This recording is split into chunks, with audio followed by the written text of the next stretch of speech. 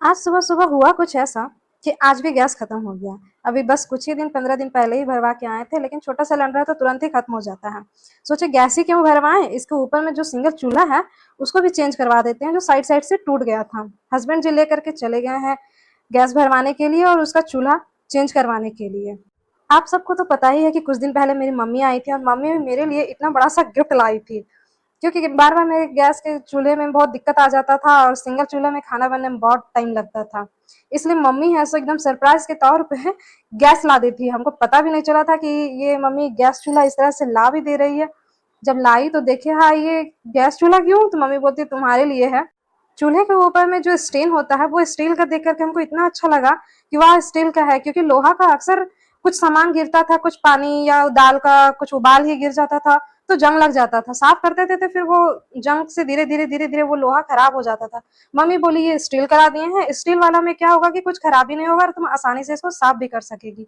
तो भाई ये सब तो दिखाना हो गया, हम आ गए अपने काम में लग गए फिर से, जो मेरा गधा मजदूरी है रोज का। तो हम आ गए हैं गिंधारी का लाल वाला साग लेकर के साफ करने के लिए और बाहर बालकनी में बैठ गए हैं साफ करने के लिए कि चलो जब तक हस्बैंड जी आएंगे तब तक हम साफ कर लेंगे। लेकिन क्या ही था, जितना देर में हम इतना दिखाए ही गैस और बैठे ही थे कि हस्बैंड जी तुरंत सामने से आते हुए हमको नजर आ गया। हम बोले लो गया मेरा भैंस पानी में।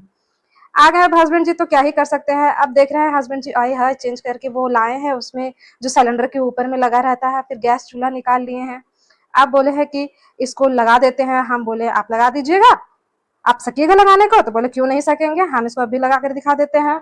हम सोचे अच्छा ठीक है लगा करके दिखाइए भला, क्योंकि हम सोच ही रहे थे कि इसको दुकान में ले जा करके लगवाएंगे, क्योंकि मुझे तो नहीं आता लगाने के लिए, लेकिन मेरे हस्बैंड का जज्बा को देख करके लग रहा था कि ये शायद लगा लेंगे। पाइप लाए थे गैस का, वो पूरा ट्रांसपेरेंट था। मुझे लगा कि शायद गैस सिलेंडर से जो भी गैस निकलेगा तो वो लिक्विड के फॉर्म में हमको पाइप में दिखाई देगा, क्योंकि एलपीजी तो लिक्विड ही होता है। पर ये तो हम भूल ही गए थे कि उससे तो निकलता तो गैस ही है। खैर हस्बैंड जी लग गए हैं पाइप को, गैस चूल्हे के साइड में निकला हुआ रहता है उस साइड में अच्छे से लगा रहे हैं, उसको टाइट कर रहे हैं।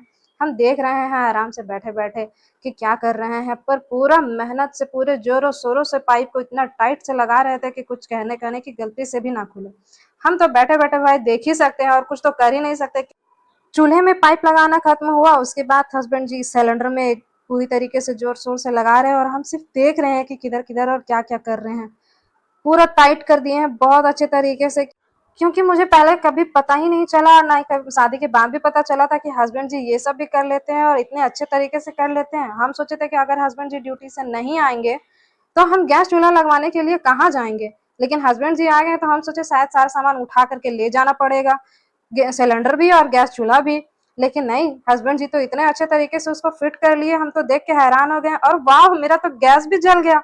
हमको देख के इतना ज्यादा खुशी हुआ कि कुछ कहने का नहीं। हम बोले हाय रे भगवान, बाहर जाने की क्या जरूरत थी, हस्बैंड जी तो पहले से इतने मल्टी टैलेंटेड बैठे हुए हैं, मुझको तो पता भी नहीं था कि इतने अच्छे से आ जाता है हस्बैंड जी को।